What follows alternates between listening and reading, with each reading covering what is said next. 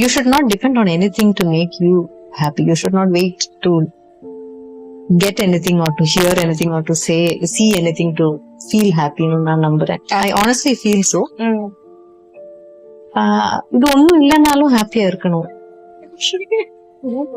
നമസ്കാരം കൂട്ടുകാരെ. മലയാള സിനിമയിൽ ഒരുപാട് കോളിളക്കം സൃഷ്ടിച്ച ഇന്നും ചർച്ച ചെയ്യപ്പെടുന്ന ചില സംഭവങ്ങളിലൂടെയാണ് നമ്മൾ ഇന്ന് കടന്നു പോകുന്നത്.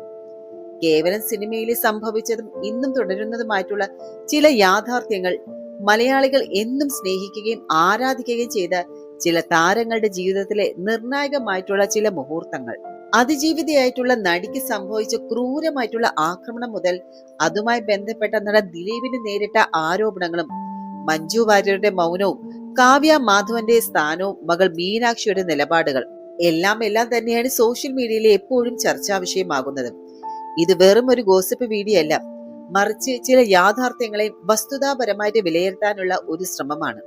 തുടക്കം നമുക്ക് അതിജീവിതയ്ക്ക് നേരിട്ട ആ ഒരു ക്രൂരമായിട്ടുള്ള ആക്രമണത്തിൽ നിന്നാകട്ടെ. 2017 ഫെബ്രുവരി മാസത്തിൽ മലയാള സിനിമാ ലോകം ഞെട്ടിയുണർന്നത് ഈ ഒരു വാർത്ത കേട്ടാണ്. സ്വന്തം സഹപ്രവർത്തക, മലയാള സിനിമയുടെ അഭിമാനം, ക്രൂരമായിട്ടുള്ള ലൈംഗികാതിക്രമത്തിന് ഇരയായി. വ്യക്തിപരമായിട്ട് അവരനുഭവിച്ച വേദനയും അപമാനവും എത്ര വലുതാണെന്ന് നമുക്ക് ഊഹിക്കാൻ പോലും കഴിയില്ല.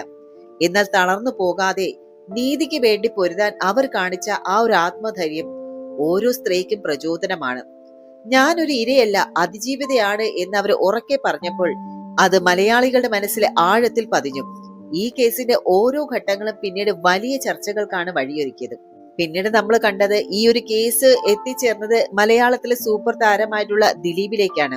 നടിയെ ആക്രമിച്ച ഈ ഒരു കേസിൽ ദിലീപിന് പങ്കുണ്ടെന്ന് ആരോപിക്കപ്പെട്ടപ്പോൾ പലർക്കും അത് വിശ്വസിക്കാനും കഴിഞ്ഞില്ല.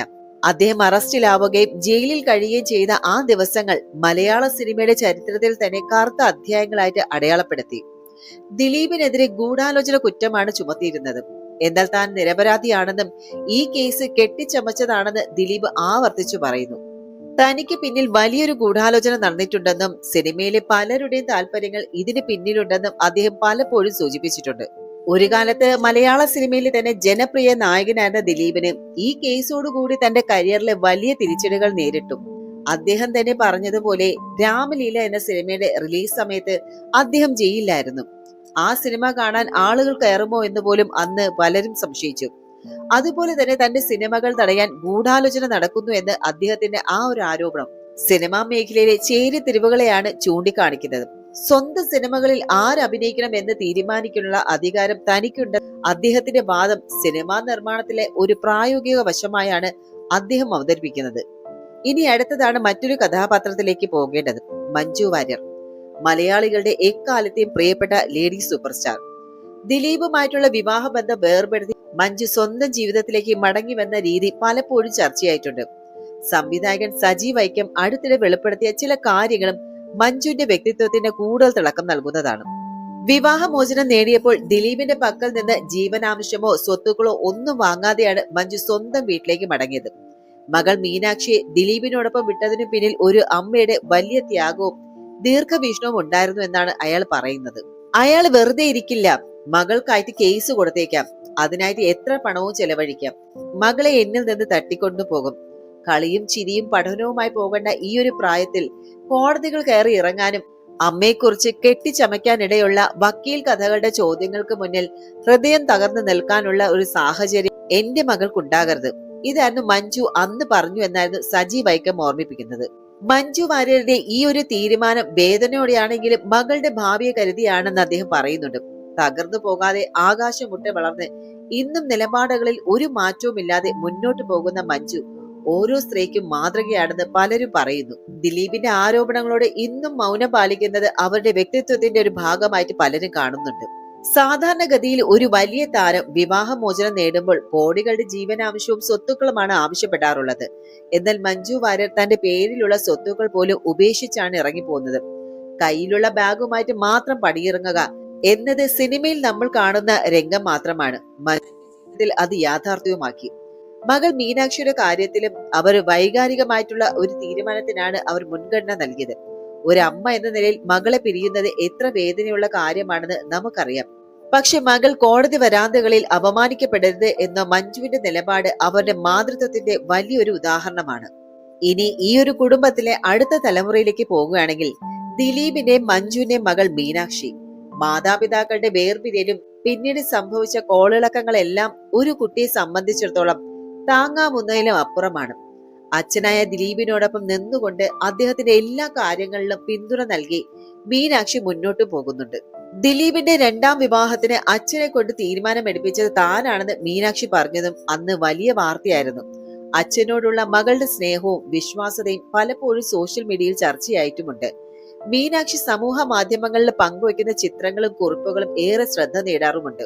ഈ സംഭവങ്ങൾക്കൊന്നും മീനാക്ഷിയുടെ പഠിത്തത്തെയോ ഭാവിയോ ബാധിക്കരുതെന്ന് തന്നെയാണ് എല്ലാവരുടെയും ആഗ്രഹം. ഇനി ദിലീപിന്റെ ജീവിതത്തിലെ മറ്റൊരു പ്രധാന വ്യക്തിയാണ് കാവ്യ മാധവൻ. ദിലീപും കാവ്യ മാധവനും തമ്മിലുള്ള വിവാഹം പല വിവാദങ്ങൾക്കും ഊഹാപോഹങ്ങൾക്കും വഴിവെച്ചിരുന്നു. ഇരുവരുടെ ദാമ്പത്യ ജീവിതം വിവാദങ്ങളിൽ പലപ്പോഴും വലിച്ചിഴക്കപ്പെട്ടിട്ടുണ്ട്. നടി ആക്രമിക്കപ്പെട്ട കേസിൽ കാവ്യ മാധവന്റെ പേരും പലപ്പോഴും ചർച്ചകളിൽ കടന്നു വന്നിരുന്നു. ചോദ്യം ചെയ്യലുകളിൽ മറ്റും അവർ വിധേയയായിട്ടുണ്ട്. എങ്കിലും എല്ലാ പ്രതിസന്ധികളും ദിലീപിനോടൊപ്പം ഉറച്ചു നിൽക്കുന്ന കാവ്യയാണ് നമ്മൾ കണ്ടിട്ടുള്ളത്. പൊതുപരിപാടികൾ ഇവർ ഒരുമിച്ച് പ്രത്യക്ഷപ്പെടുമ്പോൾ പോലും സോഷ്യൽ മീഡിയയിൽ വലിയ ചർച്ചകൾ നടക്കാറുണ്ട്.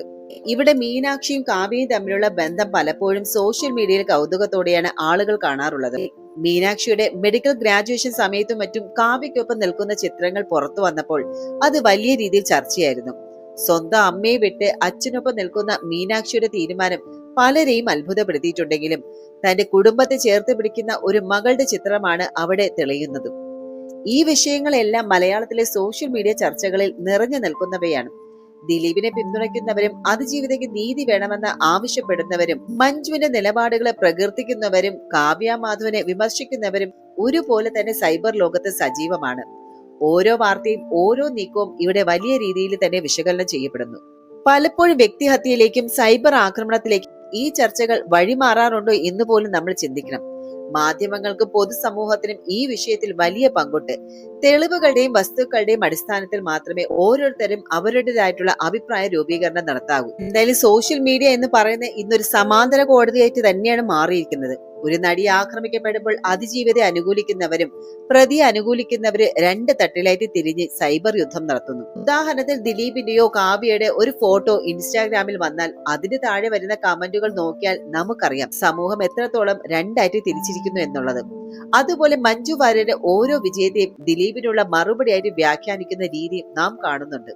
എന്തായാലും വ്യക്തിപരമായിട്ടുള്ള ജീവിതങ്ങളെ ഇത്രത്തോളം കീറിമുറിക്കുന്ന മറ്റൊരു കാലഘട്ടം ഇതിനു മുമ്പ് ഉണ്ടായിട്ടില്ല. സത്യത്തിൽ ഈ സംഭവ വികാസങ്ങളെല്ലാം നമ്മെ പഠിപ്പിക്കുന്നത് ഒരു കാര്യം മാത്രമാണ്: ജീവിതം സിനിമയേക്കാൾ വലിയൊരു തിരക്കഥയാണ് എന്നുള്ളത്. മലയാളികൾ ഒരുപാട് സ്നേഹിച്ച ഒരു കുടുംബം ചിന്നിച്ചിതറിയതും ഒരു പെൺകുട്ടിക്ക് നേരിടേണ്ടി വന്ന ക്രൂരമായിട്ടുള്ള അതിക്രമവും അതിനെ തുടർന്നുണ്ടായ നിയമ പോരാട്ടങ്ങളും ഇന്നും ഒരു ചോദ്യചിഹ്നമായിട്ട് നമുക്ക് മുന്നിലുണ്ട്. നമ്മൾ ഇന്ന് ചർച്ച ചെയ്ത ഈ വ്യക്തികളുടെ ജീവിതം പല പാഠങ്ങളും നമുക്ക് നൽകുന്നുണ്ട്. മഞ്ജു വാര്യരുടെ ജീവിതം നമ്മെ പഠിപ്പിക്കുന്നത് എത്ര വലിയ തകർച്ചയിൽ നിന്നും അന്തസ്സോടെയും ആത്മവിശ്വാസത്തോടെയും എഴുന്നേറ്റ് നിൽക്കാമെന്നാണ്. ദിലീപിന്റെ ഭാഗം നോക്കിയാൽ ആരോപണങ്ങളുടെ നിഴൽ നിൽക്കുമ്പോഴും കരിയറും കുടുംബവും കാത്തു സൂക്ഷിക്കാൻ അദ്ദേഹം നടത്തുന്ന പോരാട്ടവും നമുക്ക് കാണാം. മകൾ മീനാക്ഷി ആകട്ടെ പ്രതിസന്ധികളിൽ അച്ഛന് തണലായിട്ട് നിൽക്കുന്ന ഒരു മകളുടെ മാതൃകയാകുന്നു. ആരാണ് ശരി ആരാണ് തെറ്റ് എന്ന് തീരുമാനിക്കേണ്ടത് കോടതിയാണ്. പക്ഷെ ഒരു സമൂഹം എന്ന നിലയിൽ നമ്മൾ ആഗ്രഹിക്കുന്നത് ഒന്ന് മാത്രം: അതിജീവിതയ്ക്ക് നീതി ലഭിക്കണം, നിരപരാധികൾ ശിക്ഷിക്കപ്പെടരുത്. കാലം എല്ലാ മുറിവുകളും ഉണക്കുമെന്നും സത്യം എന്നെങ്കിലും പുറത്തു വരുമെന്ന് നമുക്ക് പ്രത്യാശിക്കാം. എന്തായാലും ഈ വിഷയത്തിൽ നിങ്ങളുടെ നിലപാട് എന്താണ്? മഞ്ജു വാര്യരുടെ ആ പഴയ വെളിപ്പെടുത്തലുകളെ കുറിച്ചും ദിലീപിന്റെ ഇപ്പോഴത്തെ വിശദീകരണങ്ങളെ കുറിച്ചും നിങ്ങൾക്ക് എന്തു തോന്നുന്നു?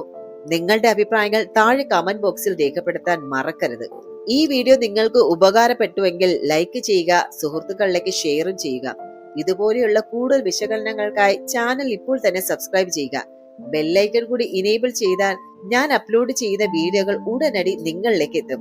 മറ്റൊരു പ്രധാന വിഷയവുമായി വീണ്ടും കാണുന്നത് വരെ നന്ദി, നമസ്കാരം.